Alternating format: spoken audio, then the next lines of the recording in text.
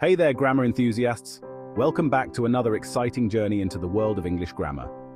Today, I'm diving into the top 5 grammar rules you absolutely need to know. These rules are essential whether you're a student, a professional, or just someone who loves to communicate effectively.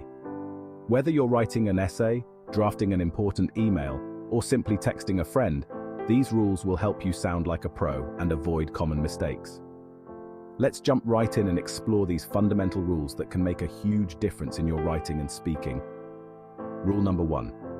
Verbs like consider, think, call, name, and appoint don't need an as after them. For example, saying, Sir Zulfikar would be appointed as a principal is incorrect. The correct way to say it is, Sir Zulfikar would be appointed a principal. Notice how removing the as makes the sentence more concise and grammatically correct. Similarly, don't say, she's considered as a great teacher. Instead say, she is considered a great teacher. This small change can make your sentences sound more natural and fluent. Rule number 2. When reporting questions, drop the that. This is a common mistake that can easily be avoided. For instance, he asked me that where I had been living is incorrect. The right way is, he asked me where I had been living. Removing that makes the sentence clearer and more direct. Rule number 3. With verbs like let, use the base form of the verb that follows. This rule is crucial for maintaining proper verb forms. So, let him went there is wrong. It should be, let him go there.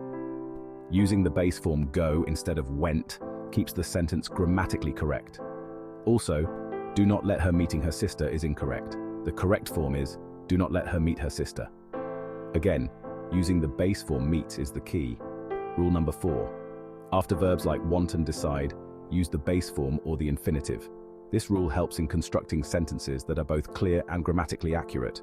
For example, he wants to meeting me is incorrect. It should be he wants to meet me.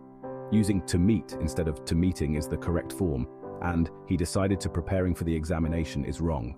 The correct way is, he decided to prepare for the examination. Using to prepare instead of to preparing ensures the sentence is grammatically sound. Rule number 5. Certain phrases ending in to are followed by a gerund, the ing form of a verb. This rule is often overlooked but is essential for proper sentence construction. For example, I'm looking forward to meet you is incorrect.